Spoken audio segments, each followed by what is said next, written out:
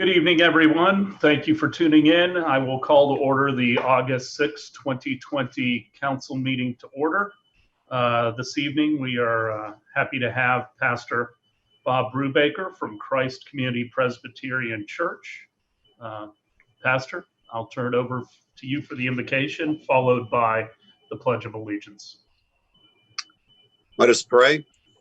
Our God and our Father, we thank you that we can meet together in a city like Clearwater. We thank you that you have assembled some fine leaders in our city, and we pray that you would give them grace and wisdom and help as they deliberate the activities of our city and also the needs. We thank you for their care for us and thank you for your care over them. We pray that you would give them a spirit of wisdom and grace for the evening. We thank you that we can commit all things to you and know that you care for us as we pray in Jesus' name. Amen. Amen. Please join me in the pledge.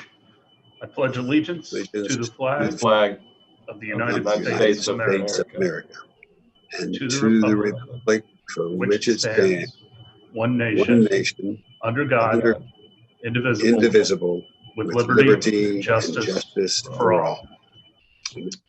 Pastor, thank you for coming out tonight. Wish we could see you in person, but we appreciate you attending via Zoom. So, thank you, Mayor. Everybody, if there's anyone in chambers, if you wish to speak to any item, if you could please fill out a card. We do need to read a couple disclaimers between the city attorney and myself. To ensure public safety and comply with the governor's safer at home order in response to the COVID-19 virus, the Clearwater City Council will hold a public meeting on Thursday, August 6, 2020 at 6 p.m. using communications media technology. Pursuant to Executive Order number 20-69 issued by the Office of Governor Ron DeSantis on March 20th, 2020, municipalities may conduct meetings of their governing boards without having a quorum of its members present physically or at any specific location, and utilizing communications media technologies such as telephonic or video conferencing as provided by Section 120.545B2 Florida statutes. The meeting will be held through the Zoom platform and will be broadcast live on the city's website at https://www.myclearwater.com/government/council-meeting-streaming-videos. Also on Facebook at www.facebook.com/City of Clearwater, and on YouTube, www.youtube.com/myclearwater, as well as the following public access TV channels: Spectrum Channel 638, Frontier Channel 30, and WOW Channel 15. Citizens wishing to provide comments on an agenda item are encouraged to do so in advance through written comment. The city has established the following four options to ensure public comment for the virtual meeting. Do you want to take it over, Ms. Aiken, or I can finish, whatever you want? You're muted, though. Thank you. There are four methods to ensure public comment for this virtual meeting. E-comments via Granicus. E-comments is integrated with the published meeting agenda. Individuals may review the agenda item details and indicate their position on the item. You will be prompted to set up a user profile to allow you to comment, which will become part of the official record. The e-comment period is open from the time the agenda is published. Comments received during the meeting will become part of the official record if posted prior to the closing of public comment. The clerk will read received comments into the record. 2, email. Individuals may submit written comments or videos to clearwatercouncil@myclearwater.com. All comments received by 5 p.m. the day before the meeting will become part of the official record. The city clerk will read received comments into the record. Call in. During the meeting, individuals will be able to call in to 562-4646 and be placed on air to speak to an individual item. Council chambers. Additionally, like any other council meeting, the public may provide public comment at the main library council chambers, 100 North Osceola Avenue. Due to COVID-19, all speakers desiring to appear in person will be subject to all applicable emergency measures in place to prevent further spread of COVID-19. Speakers who appear in person may be subject to screening for symptoms of COVID-19. Any persons exhibiting any symptoms of COVID-19 will not be permitted to enter council chambers, but will be able to participate through remote options listed above. These 4 public comment options, published and provided for the virtual city council meeting, comply with section 286.0114 and section 120.54 Florida statutes. Council members, are you comfortable with all the notice provisions set forth and the uniform rules of procedures we have established for this virtual meeting? Yes. Thank you. Thank you, Ms. Aiken. Next, we have some special recognition. If I could call forward Tabitha Green from the library and Carla Dees from Planning and Development for the Diversity Leadership Council poster presentation.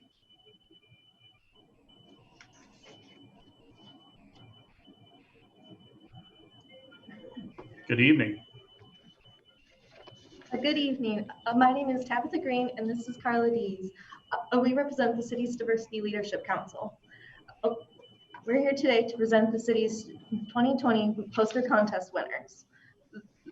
This is our 18th year of our poster contest, and it remains our most successful outreach endeavor.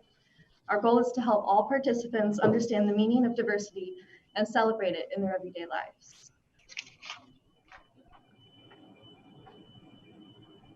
Good evening.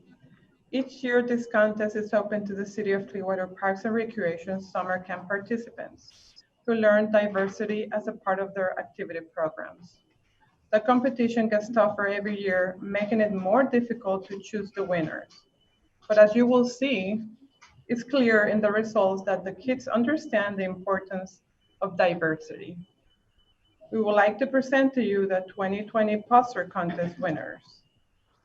Prizes were awarded for first, second, and third place in the 5 to 8, 9 to 12, and 13 and older categories.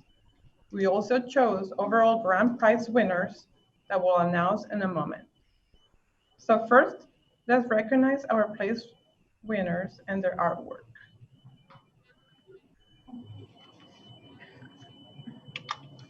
In the 5 to 8-year-old category, the third place goes to Emerson Davis from the Long Center, and his piece is entitled Animal Garden.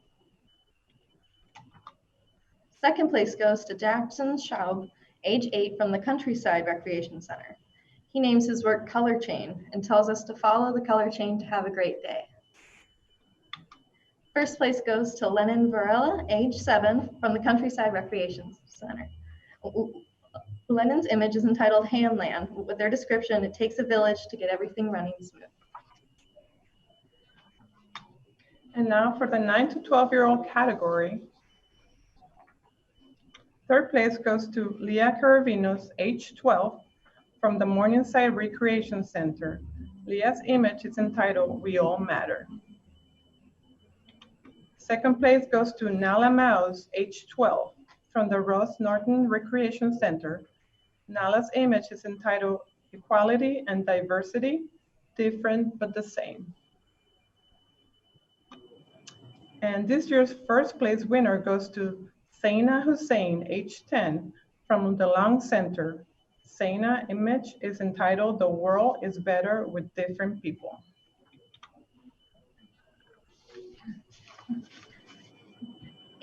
In the 13 and up category, Estrella Izari, age 13 and a half, from the North Greenwood Recreation Center.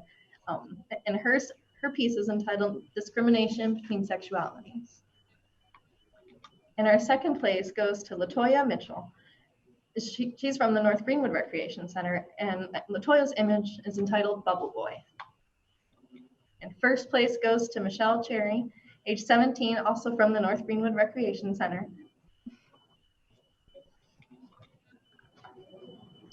All of these young people have done an outstanding job of expressing the meaning of diversity through their art.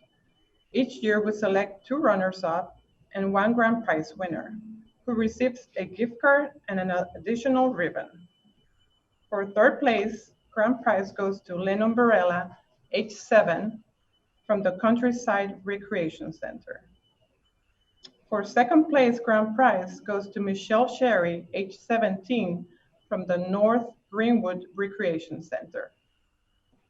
And the grand prize goes to Zaina Hussein, age 10, from the Lung Center.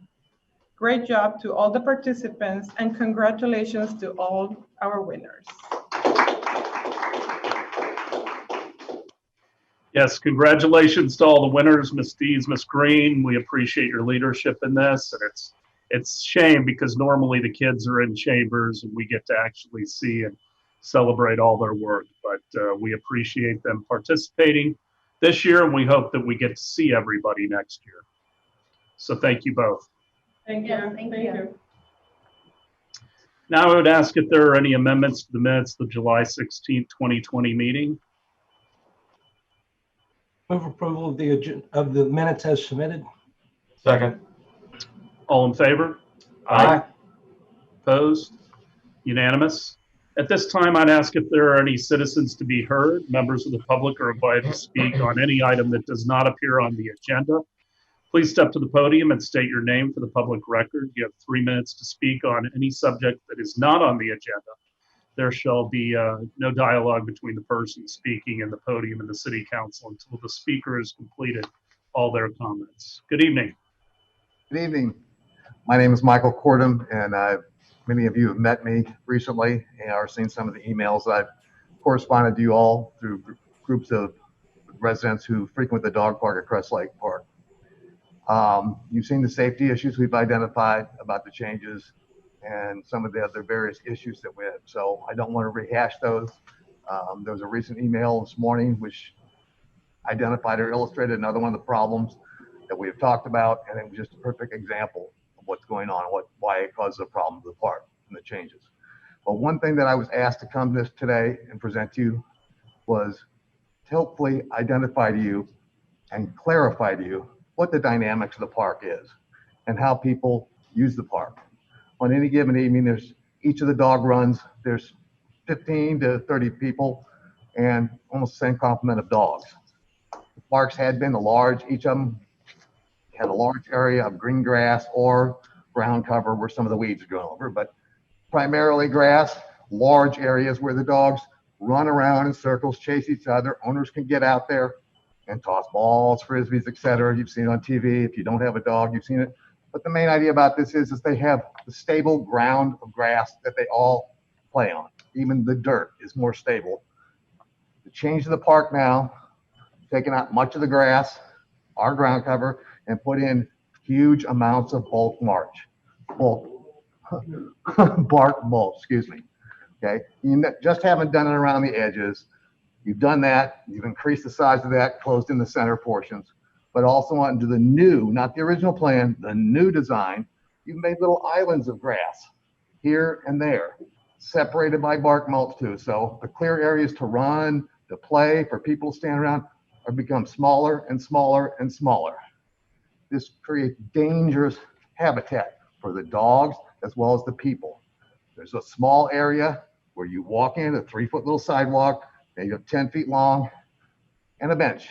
That's where people have to stand stably, especially for all the elderly, and a bench. There are a couple other benches around, but they require go through paths, hundreds of feet of mulch, which many of the elderly people can't do. They can't even get to the grass areas because they're surrounded by mulch. The small areas of grass that's out there now where the dogs will be running, people are always you have to keep your eyes open. You have to dodge dogs. They run and play. If you're playing with your own, you have to dodge them all the time. Standing in a mulch, you can't do that very well. And now, again, since you've compressed the area of green, sturdy grass and ground, it's limited the area to play, to do anything in. It's just become a hazard. That's the concept I wanted you to see. Thank you. Thank you, Mr. Cordham.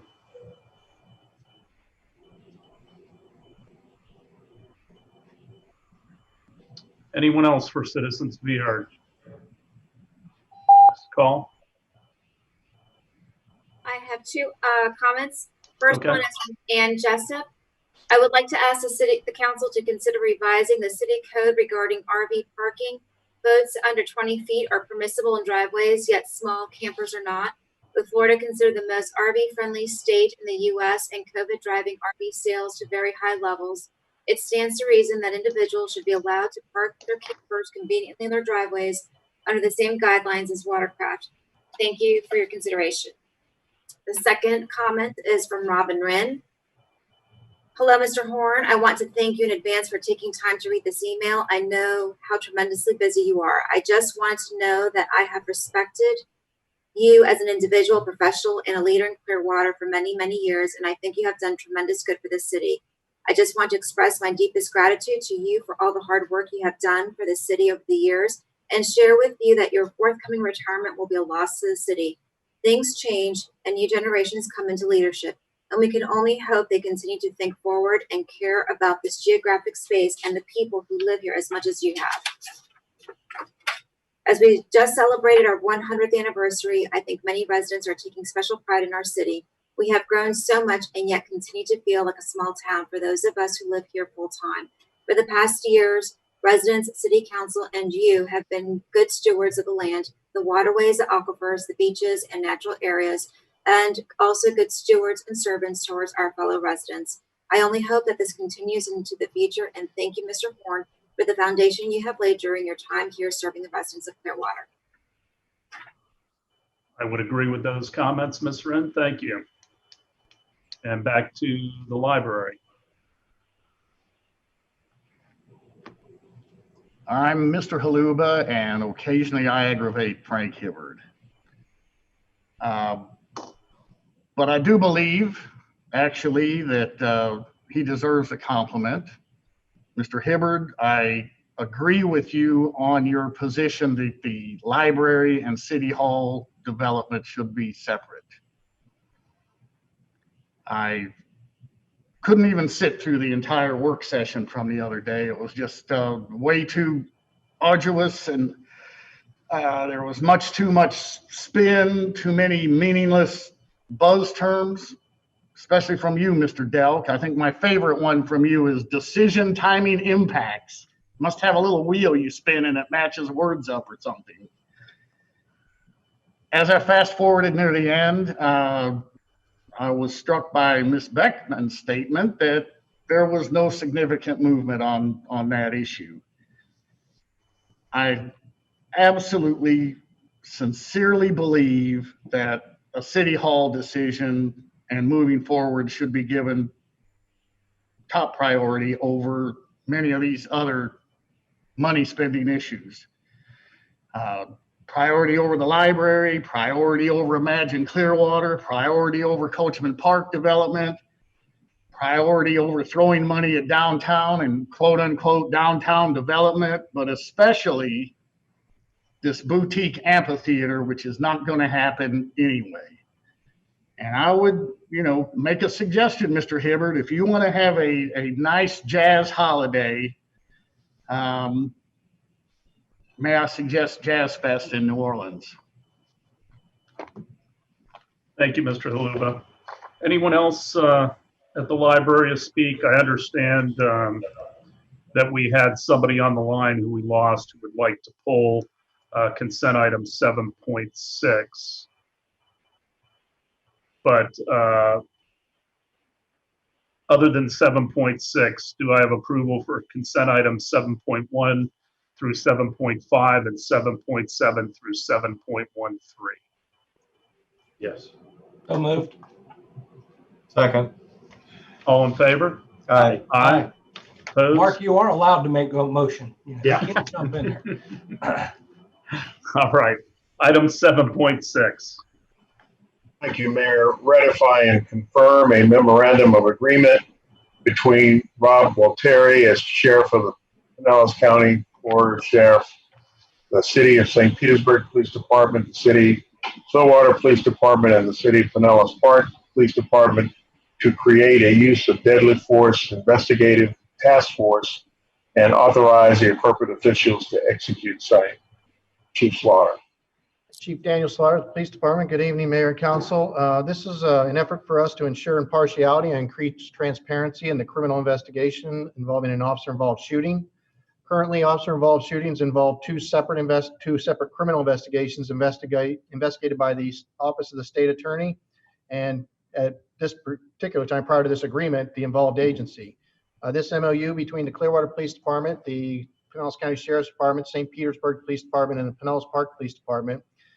In this agreement, each agency will contribute detectives that are experienced in homicide investigations to contribute to the task force. The lead agency will be determined by who is involved in the geography of the incident. For example, an officer-involved shooting with Pinellas County Sheriff's Office, Pinellas County Sheriff's Deputy that occurs north of Olmerton Road, the Clearwater Police Department will be the lead agency, and the team of detectives from each of these participants will contribute to the investigation with the exception of the involved agency. The Pinellas County Sheriff's Department would then recuse themselves.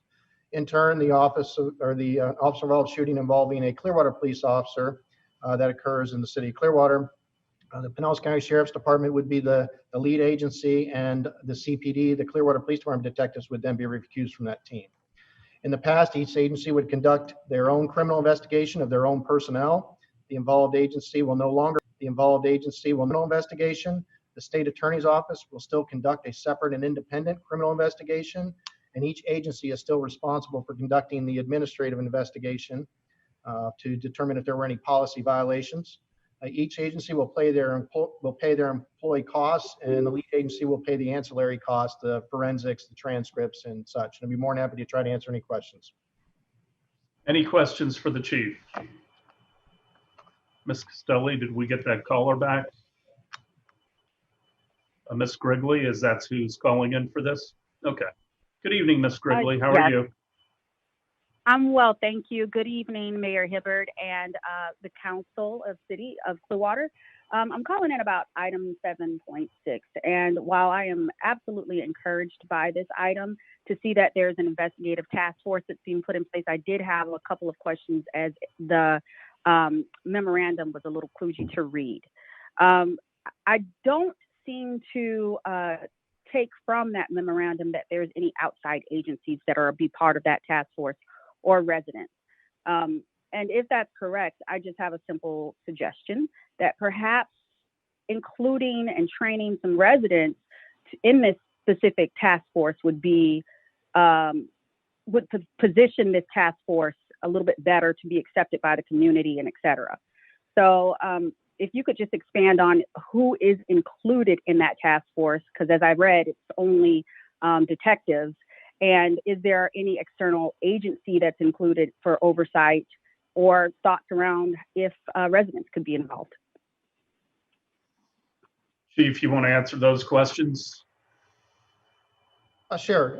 So the composition of the team is made up of experienced homicide detectives. These are generally death investigations or obviously some form of force. So it does have to have somebody who has the training and expertise to deal with that. Some of your smaller agencies don't have that operational capacity to contribute to the team. So you'll see that the ones that are participating are the agencies in Pinellas that actually have those kind of resources to contribute. This task force agreement does involve outside agencies. So the Clearwater Police Department, when our officer is involved in an officer-involved shooting, we will not be involved in it, and all of the investigative work will be done by outside agencies, whether it's the state attorney's office, the Pinellas County Sheriff's Department, St. Petersburg, and Pinellas Park. As I kind of alluded to in the work session, the people that are involved in the investigation have to have the ability to arrest somebody for a crime by their statutory authority. So I think sometimes maybe some people are perceiving this as being blended with civilian oversight and administrative investigations. So you generally, I don't know anywhere in the United States of America that has civilian employees that of a police, that are doing a criminal investigation in this matter. And was that all the questions? I'm sorry, I'm trying to remember what it. Well, I think you answered that there aren't citizens on this. Ms. Aiken, did you have anything to add to that? You're muted. No, sir, nothing additional. Okay. Any questions for the chief? Anyone from the public to speak to this question further? I'll move approval of agenda item 7.6. Oh, wait, Somebody. Chief is back. I've got it, Mr. Haluba. I hear what the chief says, and I've read about what this program is about. I think the answer was a little elusive. What I believe the caller was asking about is there going to be any citizen involvement in this? And the answer is no. There's not going to be any citizen involvement, but I'm all for, anything that happens, in that regard being investigated by another agency. The chief says, well, there's, experienced homicide detectives. Well, I don't know. There's not just a whole lot of homicides that go on around here. So I don't know where the experience comes from, but I don't feel as it was a clear answer that there is not going to be any citizen involvement in this agreement. But anything that will blend these agencies together, with the likelihood that it's going to end up being mostly run by the sheriff's department is good with me. Well, this group has to have the ability again to make an arrest, and it is going to be making it so that officers from the same department are not investigating their own. That is the whole idea behind it. So it's cooperation between the sheriff, City of St. Petersburg, other municipalities within the county. I think Largo and maybe Tarpon Springs were the only two that weren't going to participate. But with that, any other questions? Did I see your hand come up, Ms. Councilmember Beckman? Yeah, I thought I'd just make one final statement because I do have some concerns, and I expressed those during the work session, and Chief Slaughter answered those, and I had a follow-up conversation with our city attorney, so I feel comfortable. It is a proactive action, but it can also be seen as kind of a defensive action. It is clearly peer oversight, and it has a single person decision maker with that supervising agency that can choose to act or not act on the recommendations of this task force that can be made up as, of as many as like 9 to 12 to 15 or people. I mean, there's not a limit on the maximum number of people that an agency can put on this task force. So, but it's a fine first step. I think it's an agreement. It is an agreement constructed by the sheriff's office. It's not at the request of citizens, but I support it. I'm open-minded, and I hope that we don't need to activate it. But it's there just in case. Okay. Other questions or comments? Move approval of agenda item 7.6. Second. All in favor? Aye. Aye. Opposed? Unanimous. All right, item 9.1.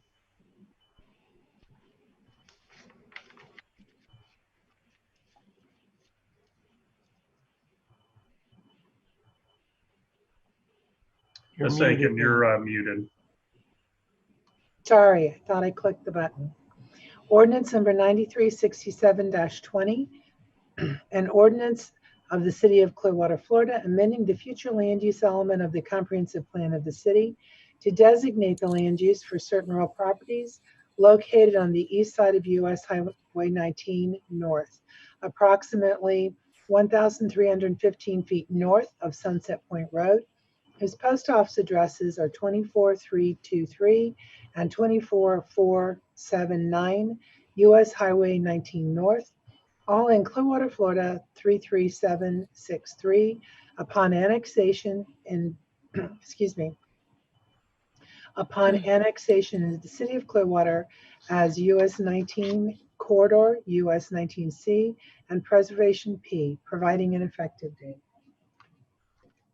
Anyone from the public like to speak to this item?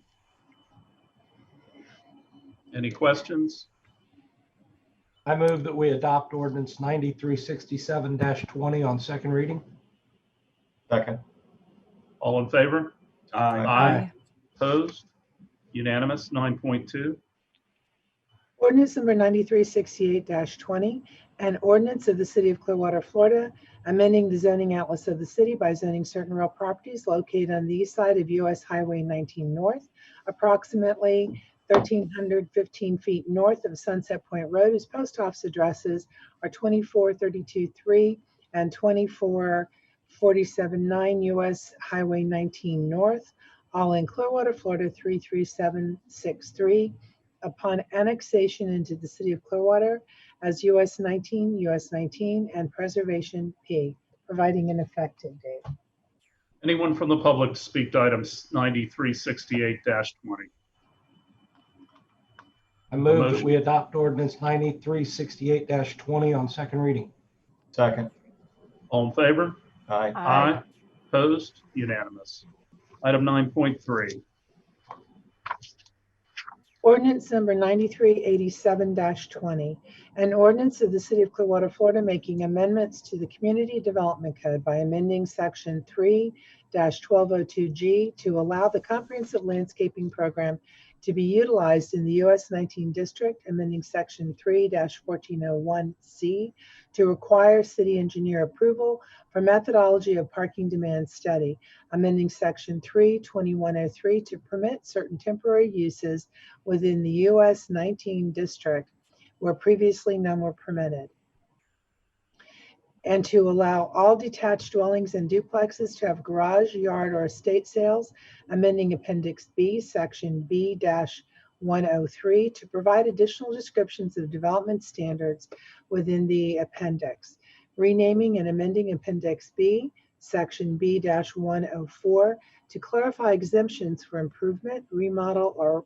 reconstruction projects and internal building and additions within the US 19 district, and to incorporate additional description sections references, amending Appendix B, Figure 1, regulating plan to depict key corners on the map and to change the map, the street frontage type for properties located on the east and west side of right-of-way located generally on the south side of Drew Street, approximately 140 feet west of US 19 from Type B to Type D, amending Appendix B, Division 7 to add new flexibility for parking, permit reduced setbacks under certain circumstances, modify flexibility for special project types, reorganize certain language, and provide additional descriptions for clarity, certifying consistency with the city's comprehensive plan and proper advertisement, providing for severability, providing an effective date. Anyone from the public to speak to item 9387-20? Motion? I move that we adopt ordinance 9387-20 on second reading. Second. All in favor? Aye. Aye. Opposed? Unanimous. 9.4. Ordinance number 9391-20, an ordinance of the City of Clearwater, Florida, annexing certain real property located on the west side of Lucas Drive, approximately 130 feet north of State Road 590, whose post office address is 1704 Lucas Drive, Clearwater, Florida 33759, into the corporate limits of the city, and redefining the boundary lines of the city to include said addition, providing an effective date.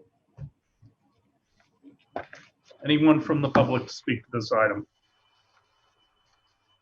I move to adopt ordinance 9391-20 on second reading. Second. All in favor?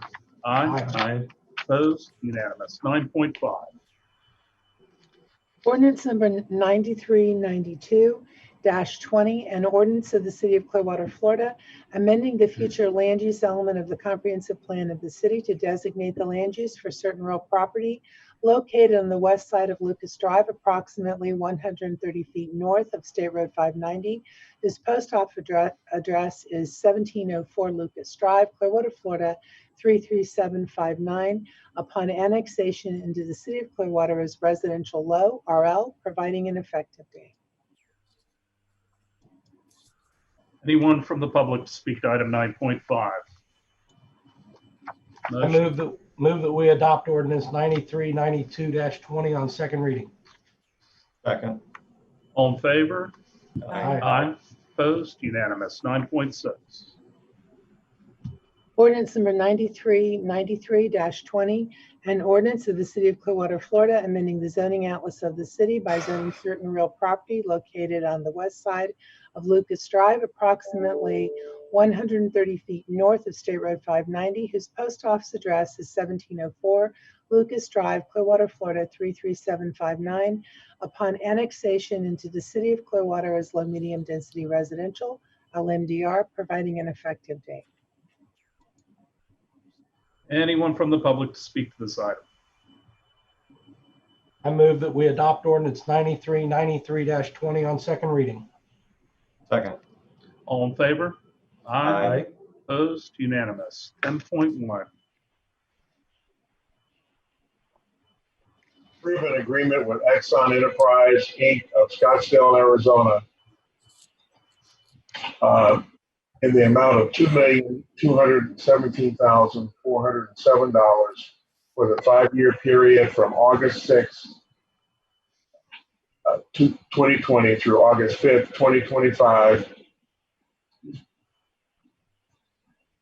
for the purchase of body camera equipment, digital evidence storage and management, licensing and training in accordance with Clearwater Code of Ordinances, Section 2.5641D, other government entities bid, increase the number of full-time equivalent with the police department by 1 position, and upgrade 1 officer position to police sergeant, and authorize the appropriate officials to execute same. Chief Slaughter. Chief Dan Slaughter with the Police Department. So early back in 2019, the Police Department released RFP 2918 for digital evidence management. And based on the proposals, Jaxon was selected as the preferred vendor, and the council confirmed that selection in February 2019. The digital evidence management platform provided a singular solution for our electronic evidence, which included videos, photos, recording, and et cetera. The platform was also designed to be scalable and provide the foundation for a police mobile video or a police body camera program in the future. In April 2019, the City Council approved the Police Department's request to migrate interview rooms, DUI room camera, and some in-car mobile video cameras to the Jaxon systems. And on July 16th of this year, the Council directed the Police Department to develop a proposal for a police body camera program for the Council to consider. The police body camera program proposal builds on the previous agreements for digital evidence management and provides for 200 Jaxon body 3 cameras, 25 docking bays, digital storage, licensing, and training. The pricing included in this agreement was previously competitively solicited and obtained through national purchasing partners. This is a 5-year agreement that supersedes and incorporates the previous digital evidence management, in addition to the cost of implementing the body-worn camera program. The initial year cost will be a total of $566,957, with a reoccurring cost of $412,613 for years 2 through 5. This includes both the body-worn cameras and the digital evidence management. Simultaneously, the PD is requesting an increase of 1 FTE in the form of a senior police records clerk to manage the records associated with the body camera programs and handle redactions and satisfy public information requests, and also upgrade an officer position to a police sergeant position to manage the program to conduct regular audits of the video and compliance. The cost of these additional personnel upgrades is $68,907. The funding sources would include using $175,306 from federal forfeiture funds to be used for the body-worn camera hardware.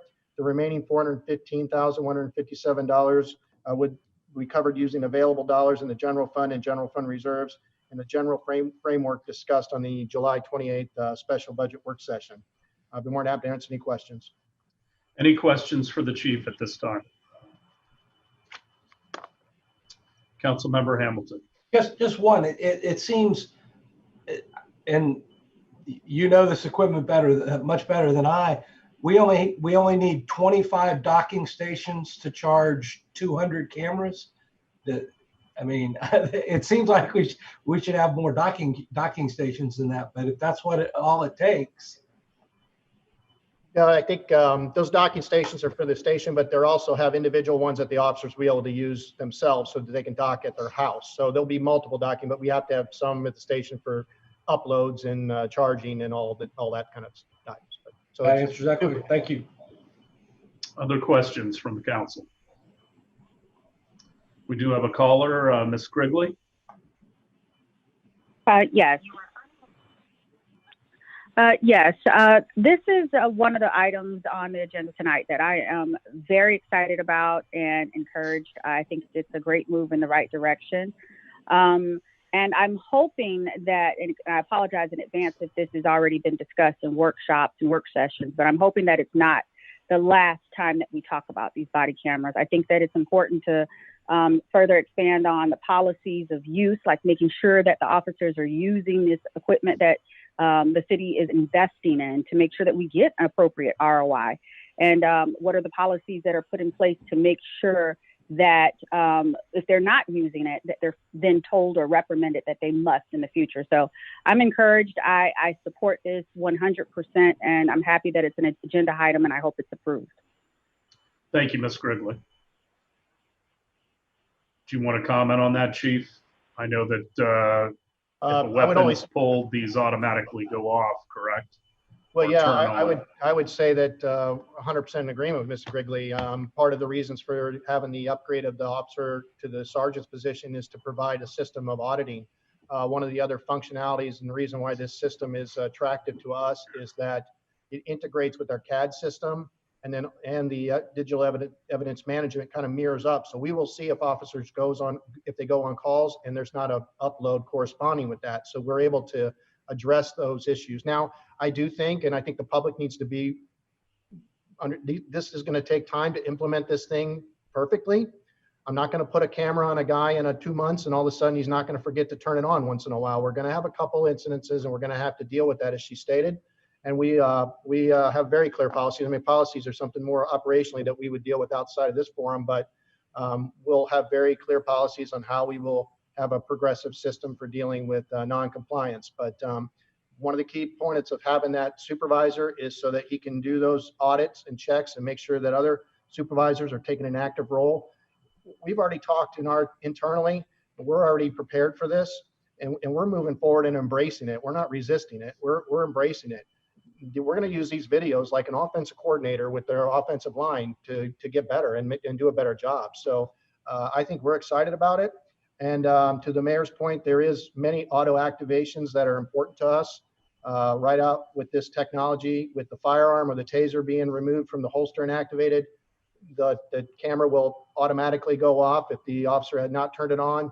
And as we move forward with our vehicle purchases, I intend to include in the upfit of the vehicles a mechanism so when the lights turn on that they come on with the lights as well. So definitely many levels of redundancy. I think me and Ms. Grigley are on the exact same page on how we want to use them. Thank you, Chief. Ms. Call, you have a comment from the public? We received a comment from Leslie Conrad. More than being a reactive tool or insurance policy after an issue occurs, body cameras can be a useful tool in the continuous improvement of policing in our community. Knowing how body cameras will be used informs the decisions of whether or not to adopt them. Could the council please ask the police department the following and consider the answers before making the decision? What privacy protections are in place? How does the public access the footage? When and where can cameras be used? How often will footage be reviewed and by whom? Will footage be used in training? Will footage be used to determine more appropriate strategies and resources going forward? Will officers have access to footage prior to completing reports or making statements? Will the use of new body camera technologies, such as facial recognition, be discussed before being implemented? Can we commit to making the body camera program something more than just footage that sits with no purpose? If the department cannot answer these questions right now, how will these and any new policies be communicated to the public in the future? I understand it is not the council's job to set department policy, but the transparency of these policies and the public's understanding and confidence in them will be critical to the success of the body camera program. Let's commit to creating equitable policies and to using the cameras as one small part of a larger program to build the skills of our officers and provide continued excellent service to our community. If the level of commitment isn't available, the $2.2 million might be better spent on programs that have an immediate positive effect, such as social services, youth services, fair housing, healthcare, and other community resources. And Right. the comment was in support. I beg your pardon? The comment was registered in support. Thank you. And we have Mr. Atkinson on the phone as well. Good evening. Good evening. How are you? Fine, thank you. Good, good. I was on hold and I didn't get to hear, I think, part of the question, so forgive me if this is a repeat, but how will the cameras be activated is the question that I have. If you're doing the implementation of them, I remember hearing in St. Pete, they were talking about doing the implementation, but the cameras will only come on once the officer pulled his firearm. Is that the same type of implementation that you're talking about here, or will the cameras come on when the officer gets out of the car? Any other questions before I turn it over to the chief? No, that was it. Okay. Thank you, sir. Yes, sir. Chief? I don't know if I got all the questions from the previous caller, but with respect to Mr. Atkinson's question, absolutely. I am not in favor of having a system that only is activated upon removal of the firearm. The policies, this is the night where we'll really get definitive direction if the council is going to have us move forward with this program. We have already begin talking about our policy construction on when the cameras will come on. They will have the auto activation that I've mentioned a few minutes ago with the firearm and the taser, but they will also have the manual activation that the officer will be obligated to do in certain circumstances. Whether or not we turn it on and have them activate it every time they get out of the car, or do we have them turn it on every time they get out in an enforcement scenario? There's some things we still probably have to internally discuss. Some citizens, you just get out and have a casual conversation about nothing that's law enforcement, not a violation of law. Does that citizen really deserve to be recorded in that scenario too? And is it always appropriate? So those are some of the things that, quite honestly, at some point you and I will, probably discuss where we're going with that. As president of the NAACP, I would value your feedback as we start to narrow those policies down. Thank you, Chief. Any other callers, Joelle? No other comments, Ms. Call? I see you, Councilmember Beckman. Okay. I'm coming around. All right, I'm going to close public comment. Councilmember Beckman. Who was Ms. Call? Do you have the name of the woman who called right before Mr. Atkinson and had all those questions? Quigley, I think. No. Monique Grigley. No, it was the woman who you read her questions, I think. Oh, the e-comments. Yeah. Oh. Leslie Conrad. She had some really great questions, especially about, so her point was, we have all these questions and she's wondering about policy and activation and public access and training. One that stuck out to me was, will officers have access to this footage prior to making a report?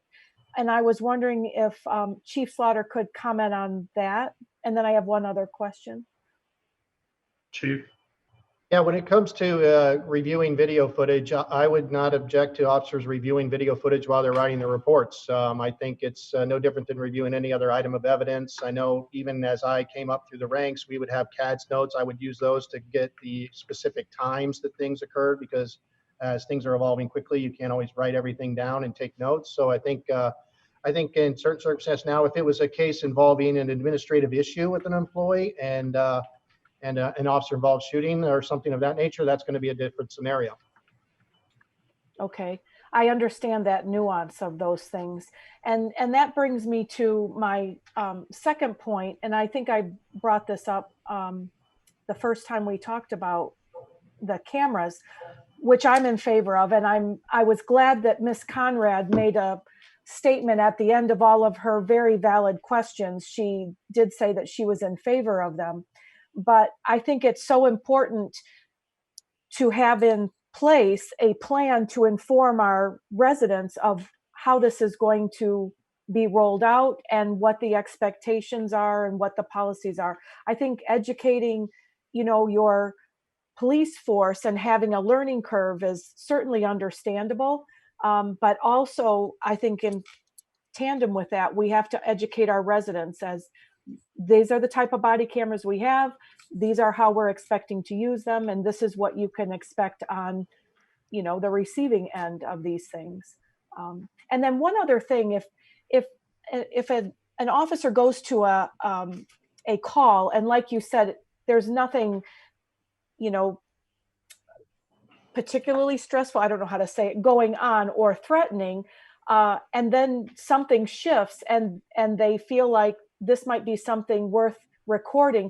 How easy is it? Do you just reach up here and push a button and it's done when you make that call? Yeah, I think it's a double push. You push it once, push it twice. That way it avoids the accidental activations, but it's just a quick double push. And that and it has the 30-second buffer as well. So if something were to happen, the officer could hit the button and it still captures the 30 seconds prior. So, yeah, I think that would be very common. Okay. Other questions or comments? Vice Mayor and Council. Yeah, I just think if you could tell us too, you said something at the last work session about the implementation of this would actually happen next year because, have to get everything set up. So you're talking about what, February, March, something like that? My goal would be to have it up and running by March 2021 is the deadline. I spoke with my staff. Now, I think that, Major David Dalton would be the one that would handle the infrastructure development and Major McCauley, the rollout in the patrol division.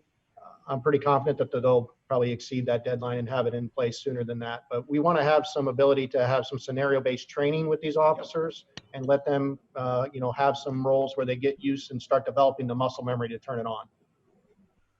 Thank you. Councilmember Bunker. Yes, I just wanted to show my support for the chief. He had talked about in the past concerns about how the public would react if the camera didn't get turned on for some reason, even if it's just accidental. As somebody who's been shooting video for 20 plus years, I know there are times when I think I'm recording and I'm not. And I understand how those incidents can happen. But I have faith in the chief and the department that we can carry this off effectively, and it would be a benefit to the community. Well, we have had a lot of conversation about this. We have met with staff individually, all of us. I know many of us have talked to different officers, and many of them are in support of this as well. As I said in our previous meetings, I do not believe that this is a panacea. I don't think that the cameras capture absolutely everything. So I think there's intangibles that are difficult to capture on film. And the chief has brought up instant replay with the NFL, which, after numerous reviews, sometimes it's still controversial what is captured on tape. And so that's one of the important things to me is just the expectations of citizens. I hope that this gives citizens and some of our communities some solace. At the same time, I believe that this is also protection for our officers because I really believe our officers are out there doing the right things. And, also after talking to the chief and other officers, I think it's incredibly important that we continue to keep the training that we have, the policies that we already have in place that we've seen in other communities, which are prohibited actions at CPD. The fact that we start with de-escalation, all of those things are things that I think as council members, we need to be trumpeting to citizens so that they understand the quality of the officers that they're working with. Nothing is ever going to be perfect. These are very tense situations sometimes. Councilmember Bunker brings up filming and maybe forgetting to push the record button. I can't imagine being in some of the situations that our officers face and completely keeping your wits about you. And I just applaud them. I thank all of the citizens who have talked to us individually and emailed and spoken this evening. I did not want this item to go on consent, although I think there is consensus, because I wanted us to vote on it at a council meeting. This is a big decision. It really is. And so I want us to have one more chance while the public could comment before we had a vote. But with that, if there are no additional comments or questions, I would entertain a motion. I move that we approve agenda item 10.1. I second. All in favor? Aye. Aye. Opposed? Unanimous. Thank you, Chief. Item 10.2 is the resolution, Ms. Aiken. You're muted.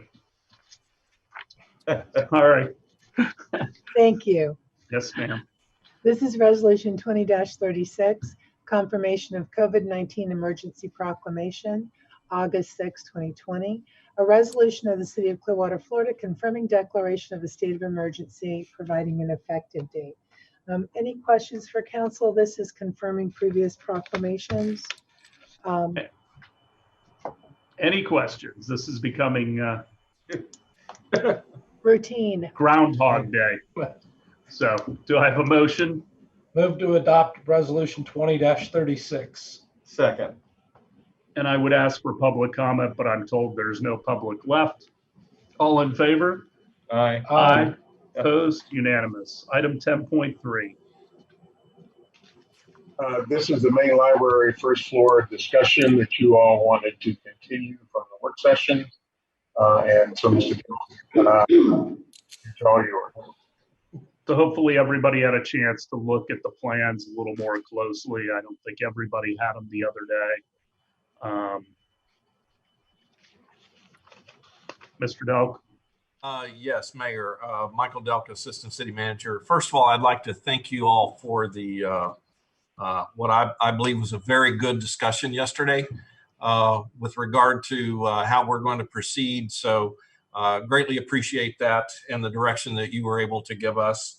And staff is already making plans for the next phase of that project. So, but consistent with our discussion yesterday, we want to come back with you tonight and try to get a better sense from you as a group as to what you may want to envision with the first floor.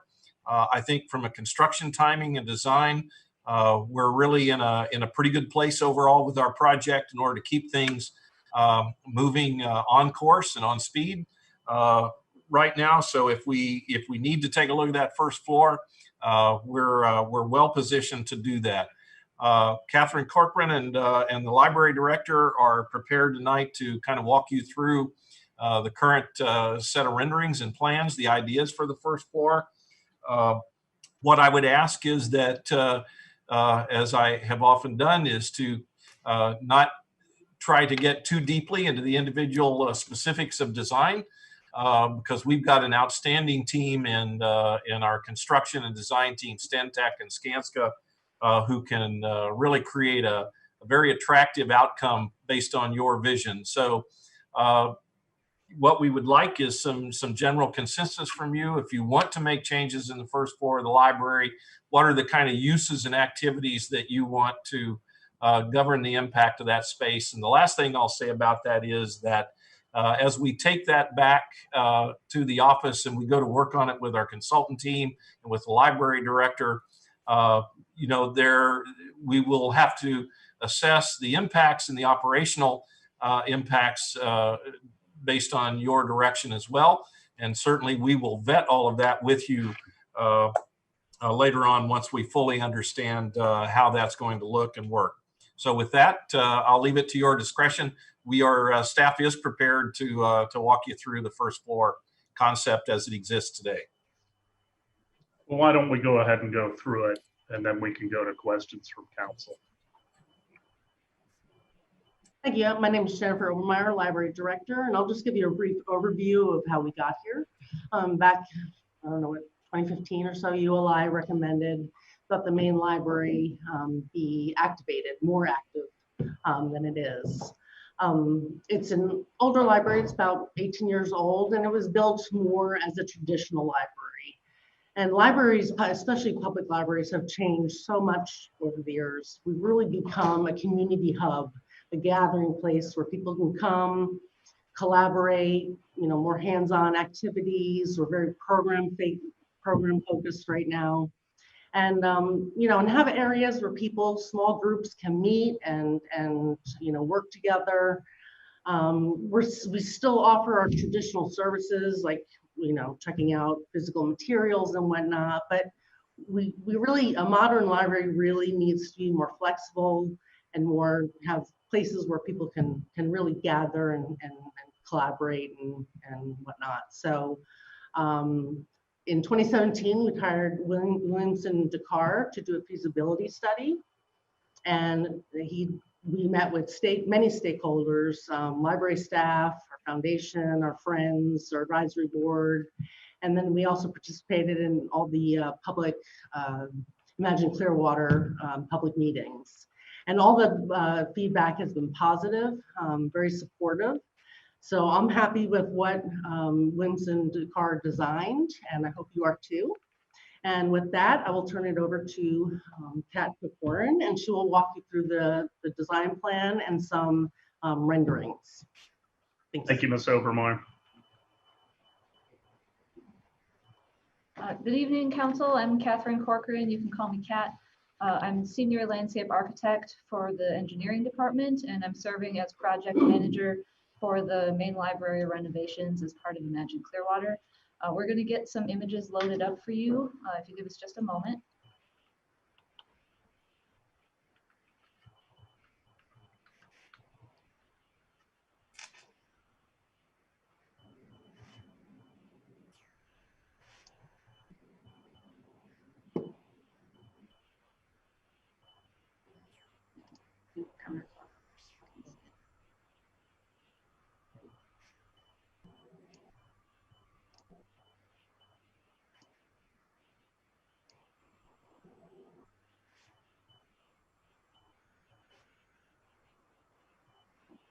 I'm going to rotate it for you.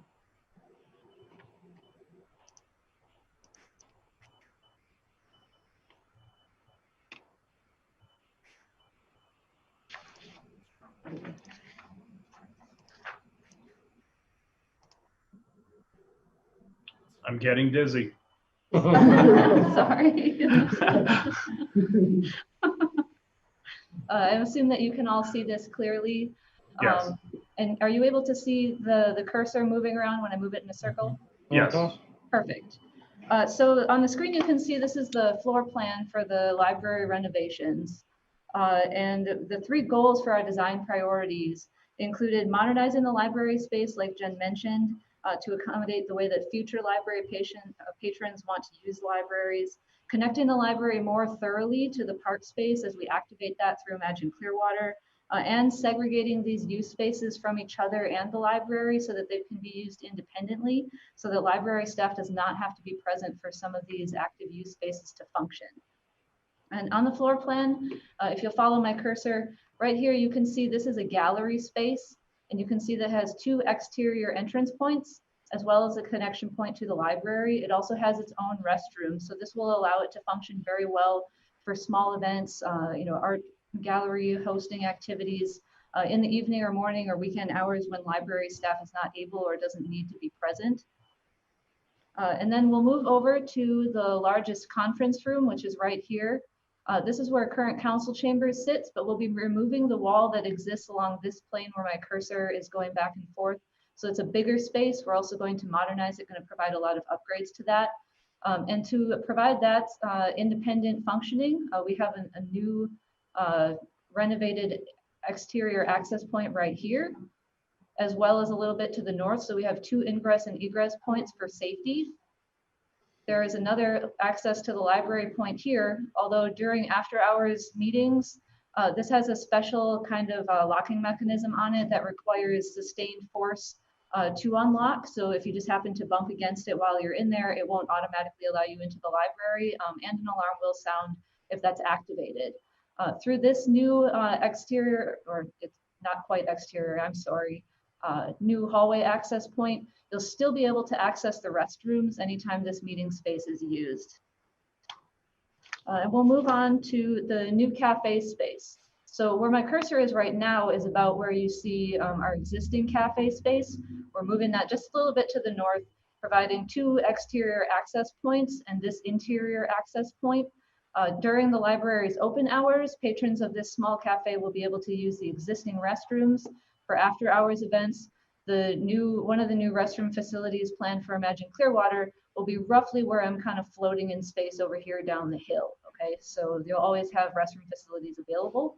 And due to existing charter restrictions and some very serious design challenges around a fully functioning restaurant, things like grease traps and stuff like that, we've designed a very flexible use space. So for now, it's what we're kind of calling a grab and go format of service, but we are providing connections like gas and electric that would accommodate some further future development if a partner wants to come in with the city and adapt the space a little bit more thoroughly. But for now, we feel like this is going to serve some needs, especially for the events of hosting, like I said, that grab and go type service for now. And then the last point of on the plan that I want to point out to you, one of the biggest impacts visually that we're going to be making to the library space is over here. It's on the left of the screen. It's changing our main entry point to the library and providing a new grand staircase, which is where my cursor is hovering over right now, to get to the other levels of the library. Right now, the only grand staircase we have is over here on the far back side. So we're going to be adding one at the front. This is our new circulation desk. And the plan does show what we're planning for furniture and shelving outlay. And I'd like to also highlight that we have, these are small team meeting stations that are out kind of in the open. We've got shorter shelving that we're installing. Jen has been, what do you call it?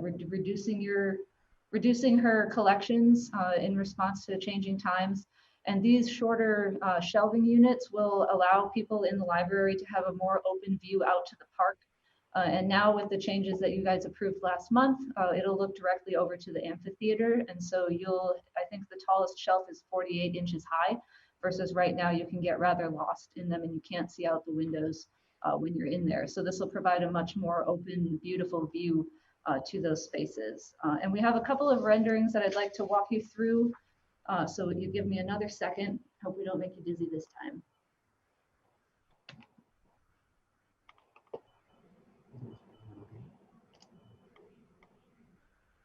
I'm going to roll through each of them.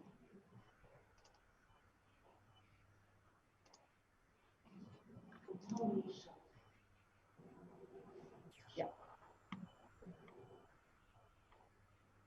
Are you able to see the photo? No. Okay. Okay. One moment.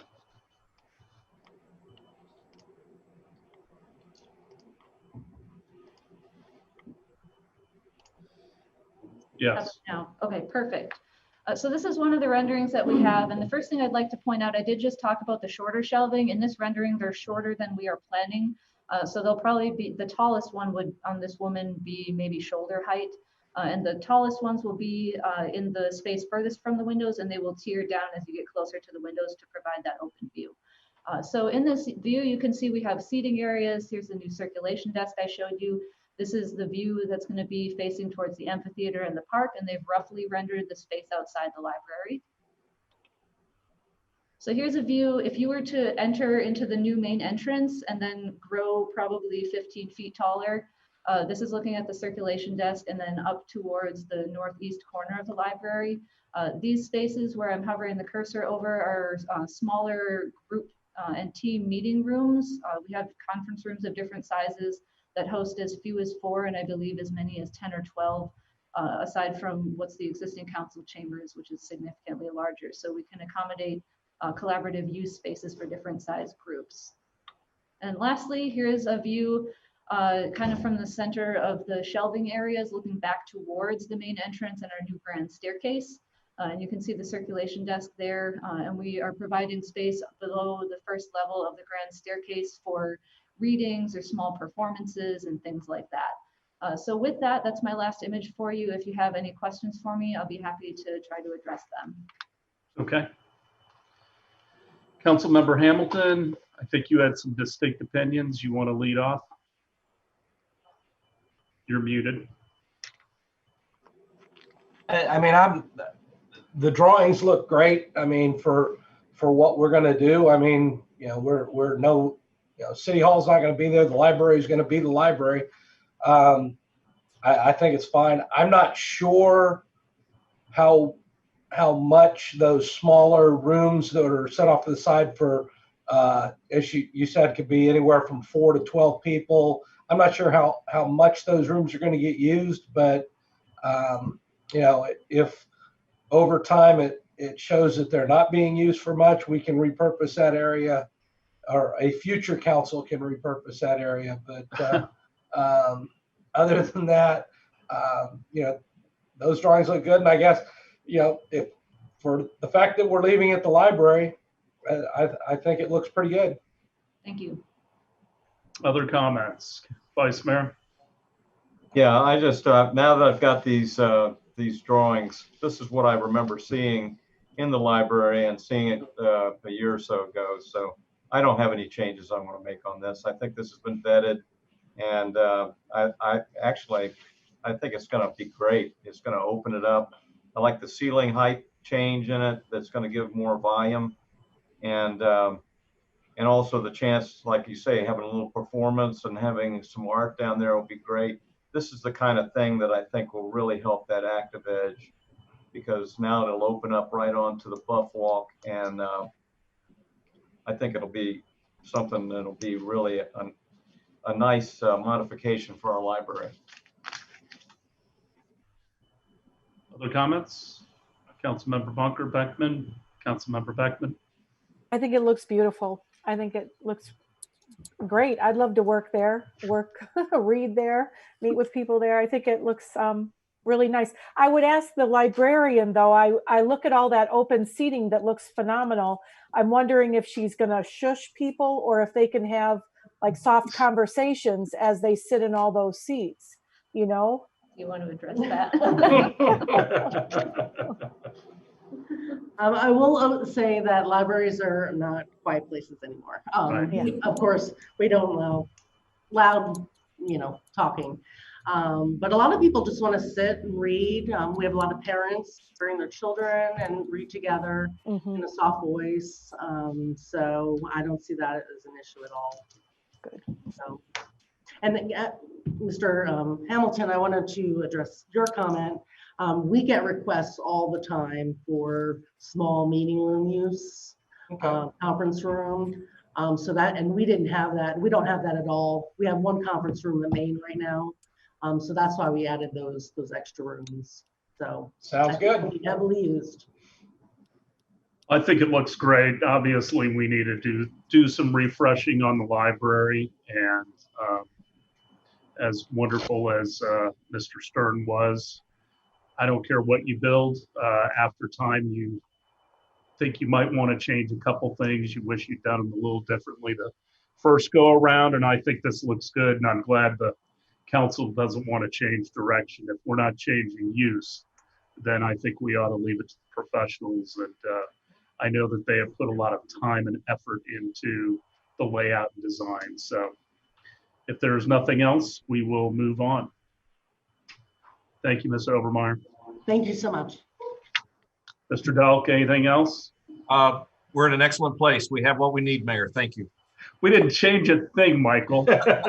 You get to sleep well tonight. We're with good direction. We're great. All right. Ms. Aiken, anything else? No, sir. Mr. Horn? I think I asked Gina Clayton to come to the microphone to kind of give you a heads up on something that we will come back to you on. From time to time, we find ourselves continuing to add priorities to work plans, and we think we're in a situation where we'll need to kind of share where we think we're headed and come back to you and talk about priorities. Jana, go ahead. Sure. At the work session, you all had a discussion that involved some planning projects that you think you may want to do.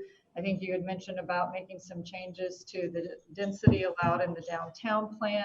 Also, a study to evaluate issues that arise when you have different zoning districts abutting one another with different development potentials or allowable uses.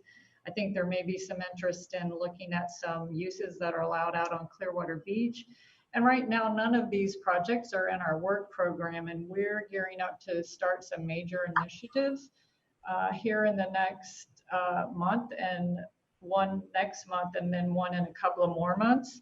So when talking with the manager about this, we thought it was a good idea to let you know if you want us to move forward with some of these things you talked about, that we may need to reevaluate where we are in our current work program. So we thought it might be useful to have a work session item just to talk about what I'm looking at, the projects that we're getting ready to move forward with, and then you all can give us some direction on it if you want us to shift priorities. So I think we ought to have a work session, because I think it's difficult to, know what we're shifting and how we triage the amount of manpower you have, to move forward. I think some of the things that were brought up on Monday were important and I think ought to be addressed, but I'd like to know what we're going to displace. Sure. And if you're prepared to do that tonight, I think it would be better to do it at an actual work session. No, I agree. I'd like to, if possible, if it's, if the manager is amenable, bring that discussion sooner than later, because we have a scope of services that we're planning on bringing you in September. So that's a major work program item. So I, if possible, like to get on maybe the next work session. Yeah, that's the plan. Okay. We'll look forward to having that conversation. Thank you, Ms. Clayton. Thank you. That's all I have, Mayor. All right. Thank you, Mr. Horn. With that, I will turn it over to council members for their closing comments. Who'd like to lead off? Councilmember Beckman? Or I just lost my notes, but I'm here. I had a meeting with Assistant City Manager Michael Delk this week, and talked with him a little bit about the Imagine Clearwater plans. And as you all know, I'm a big proponent of clean energy and solar, and I'm excited about Imagine Clearwater. And I would like to propose that we give Mr. Delk and the Imagine Clearwater team direction that we would like the amphitheater roof to have solar on it. There's a covering at Miami's Bayfront Park that has an outdoor concert venue with solar on it. St. Pete Pier has solar on it. It makes sense. I think it can be a real positive. I think it sends the message that we are a city that cares about the environment and sustainability and saving money. I think it can be an educational focus of the park. And I just think it's a good idea, and I'd like to know your thoughts on it. And it's my understanding, and Mr. Delk's here too, is that we need direction on this kind of thing sooner rather than later, and that it's much better to do it as we plan now than to retrofit at all. And so I'd like to bring that up. Okay. It's more of a discussion item, so not really closing. Mr. Delk? Yes, Mayor. Do you have any comment? I mean, I'm not going to make a decision on this to give direction tonight without having some data. Yes, Mayor, my comment would be that if, as a matter of council policy, that you would like to have that incorporated into the roof structure or the seating, then we need to, direct our engineering consultant team to look at that now, because of the structural ramifications and the weight, so on, it needs to be incorporated into the design. So it is something that, I don't think it's not, I wouldn't suggest it needs to be made tonight. But I think that if you all want to consider that, we do need your direction on it fairly quickly in order to get that to our consultant team to engineer. Well, I'm happy to talk about it, but it'll be something we need to agenda, and you can imagine some of the questions that I think everyone will have. Sure. As with anything, it's going to be ROI. How much more is it going to cost to put the solar on? How many years will it take for us to get a payback? Are there wind issues that go along with adding the solar? Weight issues? Are you going to have to build more structure to hold it? You know, I think those are just some that just pop off my head, but I'm happy to put on the agenda. I'm happy to talk about anything any council member wants to talk about, but we'd have to do it at a work session in the near future so it does not slow down progress. So, Mr. Okay. Horn, why don't you just go ahead and agenda that for us? Okay. For as soon as possible kind of a Yes. thing. And Yes. then, you know, I could do some, or we could get some research on both Miami and St. Pete are right on the water as well, as far as wind and those kinds of considerations. So we can check into that. I did have one last thing, and I appreciate you letting me, is that this Monday, the federal government made a decision that they're going to shorten our time of collecting 2020 census data by a month. And so official collection of census data will end on September 30th rather than the end of October. And the stats tell us that 4 out of 10 households nationally have not completed their census yet. Pinellas County has a rate of 62% completion, which is okay, but people need to know that they've got to complete that census. It affects everything from fire stations to hospitals to schools to benefits for SNAP, for mental health services, all sorts of monies that get allocated to us for the next 10 years, as well as business decisions that people look at our census data when they're deciding if they're going to open a restaurant or a business here in Clearwater, knowing what our population is. So I would encourage everyone to complete that census. You don't have to be a citizen. They don't ask you those types of questions. It takes less than 5 minutes, and go to 2020census.gov. It's just really important. So first one on my closing comments. Oh, sorry to take it from you. Councilmember Hamilton. All I'd like, there's a small group of personal friends that I'm not going to name them publicly, but I'd like to thank them for entertaining and taking my wife to dinner tonight to celebrate my wife's birthday, since I had to be here at this meeting. So, but happy birthday to my wife. It's one of those big ones that's got a 0 on the end, and I'm not going to tell you which one. So, but happy birthday to Cheryl, and I hope she isn't watching to hear your comment. Oh, I guarantee she's not watching. Maybe you can catch up to her in a second. Councilmember Bunker.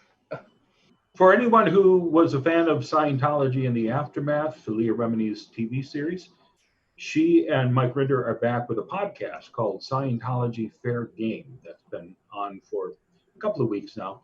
New episodes every Tuesday. You can listen to it wherever you listen to podcasts. I'll be a guest on it in a few weeks, and I'll not be representing the city. I'll be sharing my views and opinions and talking about the election here and Scientology's history in the city. So I hope you have a chance to tune into that. Again, it's not the city's view. It will be mine. Vice Mayor. Mr. Mayor, I have a request. Yes, sir. More than a closing comment. About 6 weeks ago, we received 2 concept ideas for development of properties in and around Madison Clearwater. This was in response to an RFEI, request for expression of interest, the city put out to developers to test the interest of the development market. I'm asking our city manager to move forward with discussions on the 2 proposals that were put out, to put them on an RFP so we can determine what the specifics of the proposals will be. I understand that one developer would like to take advantage of the Opportunity Zone program, which is time limited. And you know, we've had this for 6 weeks now, and I think that we should, if we really want to move on something, we've got 2 plans. I've seen one, but I think I'm asking the city manager to please put this on the agenda for possible opportunities slip away. Okay. Do you have any closing comments? No, I enjoyed this meeting. It was a nice short one compared with the last one we had, and I think we got some very important things done. And I just say to everybody, be nice to your neighbor. You know, I had a good friend that said he got a great saying, and is that we can disagree without being disagreeable. And a lot of people today take an opinion, they don't want to have any other, you know, just listen to what people have to say. Be a good neighbor. Everybody's got an opinion. It's their opinion. So try to get along with one another. Everybody's going through the same thing here with this COVID, being cooped up, and I just hope that the message goes out to be nice to your neighbor. Good words to end on, Vice Mayor. Thank you. And it is good to see that I think the numbers are starting to go down. So, you know, we appreciate seeing all those people out there wearing masks, being thoughtful and respectful of one another, sanitizing. So please keep that up. Please remember to participate in the United States Census 2020. You can respond online, by phone, or by mail. Just visit my2020census.gov to get started. And as Councilmember Beckman said, it really is important to a lot of the funding that comes to Clearwater, Pinellas County. It helps not-for-profits and others. So please do that. Hurricane season is beginning to ramp up, unfortunately. Get prepared now. Find preparation tips and more by visiting myclearwater.com/myhurricaneprep. The dog park at Crest Lake Park renovations. The renovations to the dog park at Crest Lake are expected to be completed by August 24th. I know a lot of people are excited about that. With the dog park expected to reopen at that time as well, upgrades include new landscaping, new turf, new amenities, new dog washing stations, and more. Crest Lake Park is currently undergoing a $6.4 million renovation. The whole park is expected to open in January of 2021. We have a new compost education program. The City of Clearwater has launched a new online educational program in partnership with Pinellas Community Compost. The public is encouraged to enroll in the online class called Create Compost. That's no bull, ladies and gentlemen. To learn the basics and benefits of backyard composting, the class is available at myclearwater.com/compost. And then the City of Clearwater's Community Redevelopment Agency, our CRA, in partnership with the Clearwater Public Art and Design Program, is seeking artists to design and paint a series of murals on public and private properties throughout the downtown. The call to artists for the second iteration of the Downtown Clearwater Mural Program can be found at downtownclearwater.com/mural program. I also want to tell people the NAACP Clearwater Upper Branch is going to be holding a Lost But Not Forgotten Cemetery special meeting. That's going to be on August 17th at 7 p.m. It is going to be a virtual Zoom meeting, and you can find it at https://us02web.zoom.us/J/ if anybody gets this, you're amazing. I'd probably recommend going to their website, www.clearwaternaacp.com, and I know the information will be there, and we hope you sign up for that. I want to thank the council not only for the work session this Monday, but also the special work session on City Hall this week. I thought it was really productive, and we got through a lot of material. And for tonight, and I appreciate all of your efforts and your dedication to the job. With that, we are adjourned. God bless.